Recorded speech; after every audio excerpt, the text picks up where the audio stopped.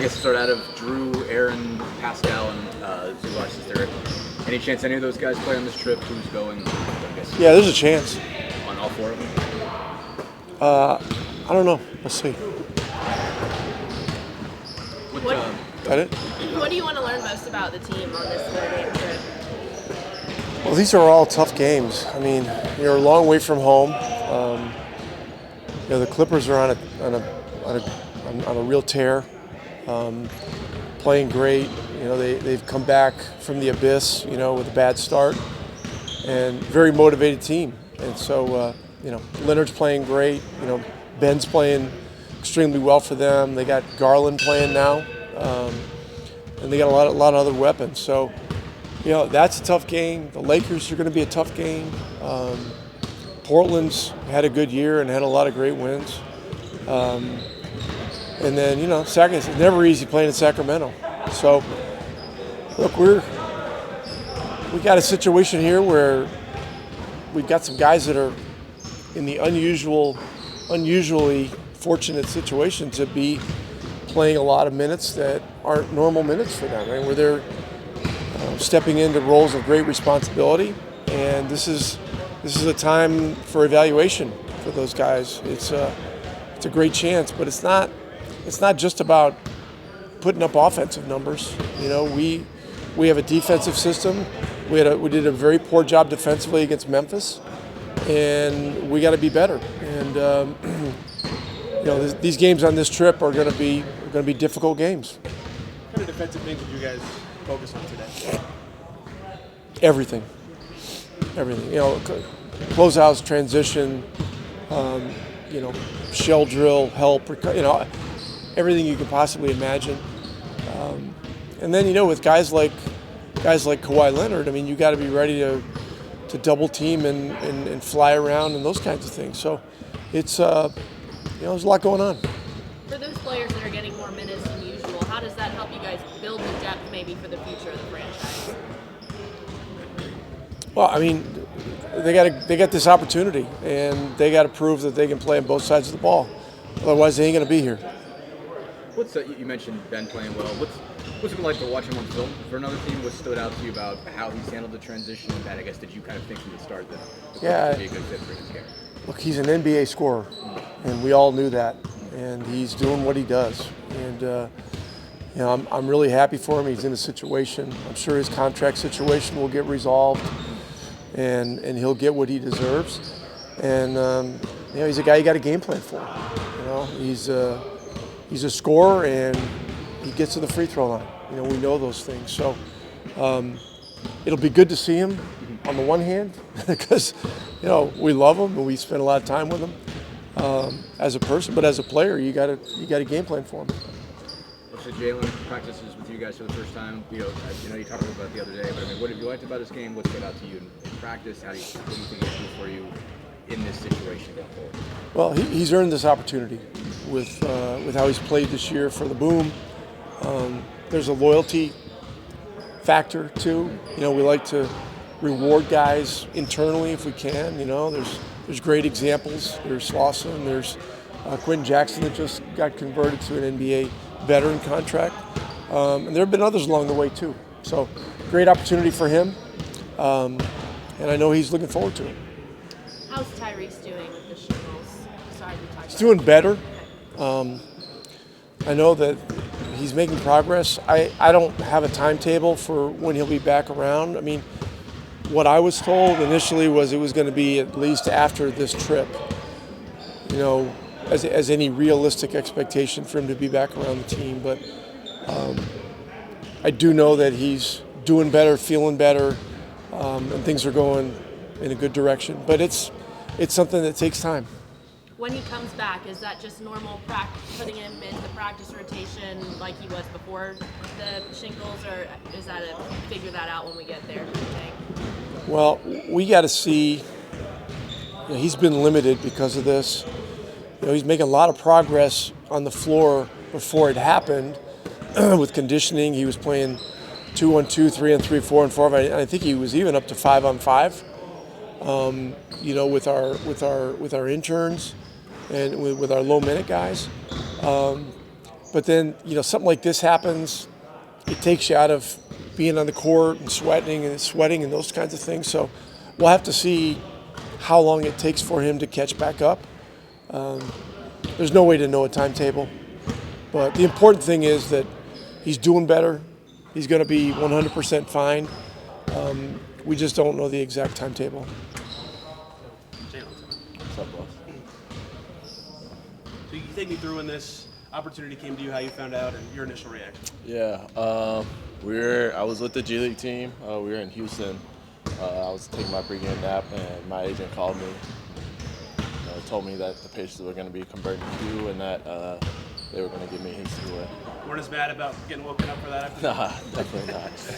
What's this year been like for you? I mean, just looking at numbers-wise in the G League, you're producing much more than in years past. What's kind of led to that, and ultimately this opportunity? I think a lot of it has to do with the culture. A lot of it has to do with the people around me. We run a great system. I've got great teammates, great coaching staff, and also it's my third year, so I've seen a lot of basketball at this level now. So the game's starting to slow down a lot for me. You and Aaron go way back. What's it been like for him being around for all this too? It's been great. He's been very supportive of me, going all the way back to training camp.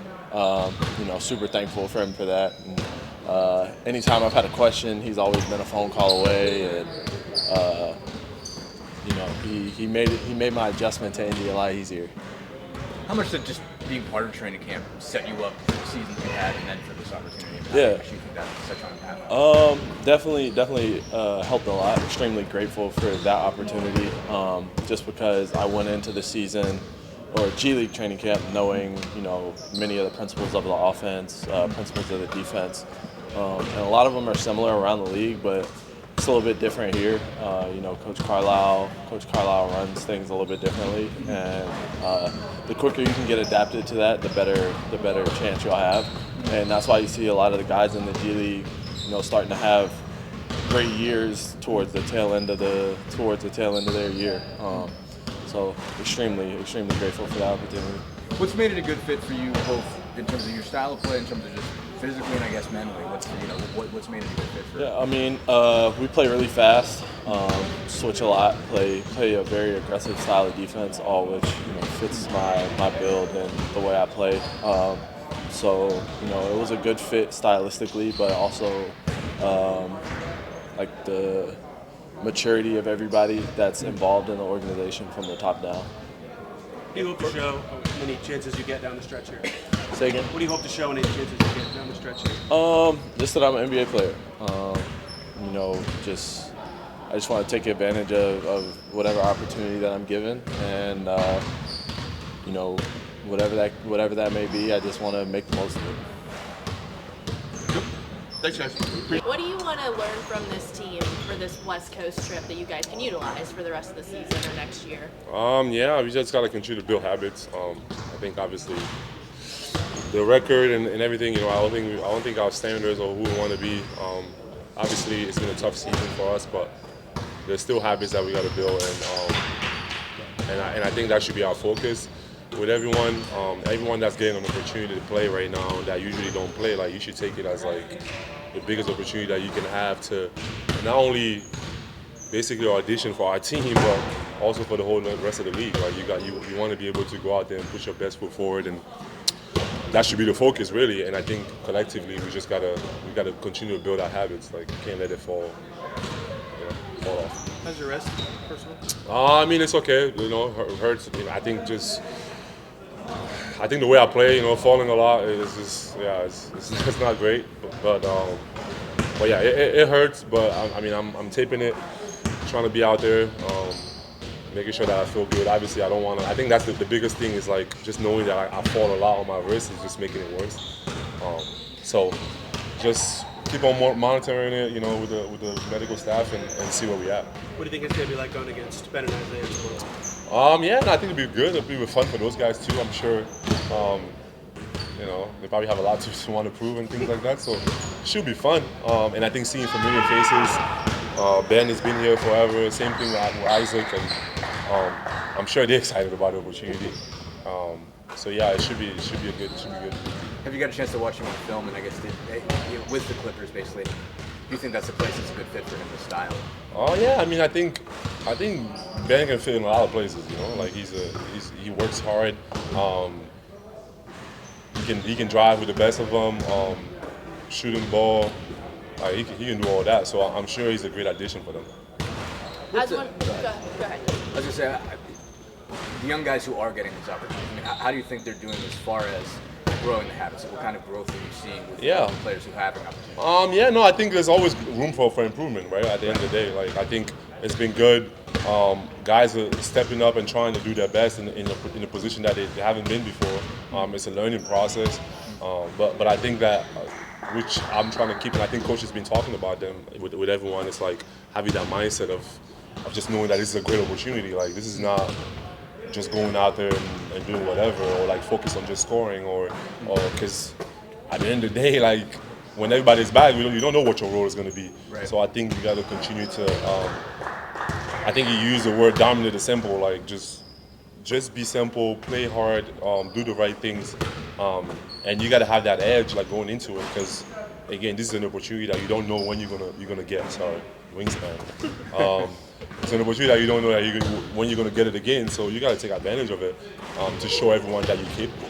You talk about them assuming their roles. What role do you take when you're not able to play? You're just kind of stepping back. Yeah, it's hard because I know what it feels like when you're playing and everyone is like talking. So I try not to be that person. Trying to choose my spots, give little inputs there and there that I see to guys.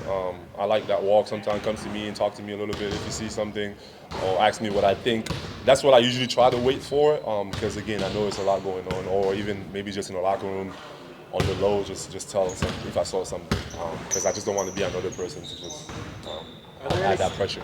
Are there any specific players that you've seen growth from over the last 15, 20 games or so that you are proud of over the stretch now that they've been working? Yeah, no, I mean, I think obviously the obvious one is Walk, because he's getting the minutes. Like, we know that. I'm sure people expect a lot from him, and I think that he's handling it well.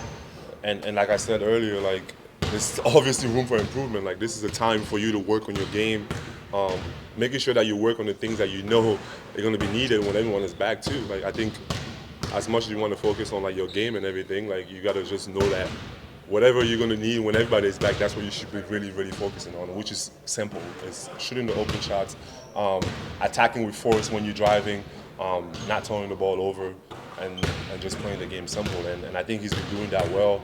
And again, there's a ton of room for improvement too. You talked about him coming to ask you questions. Is that growth in and of itself? I mean, like, are you seeing his mind develop based on the questions he's asking? Yeah, no, for sure. I think like obviously everyone grows. Like he's young. Like I don't think at his age I was like just like this really insightful person that was asking questions all the time. Like I wanted to be great. Like I mean, it's something that you learn over time, and I grew into wanting to do that, and I built whatever whoever I am today.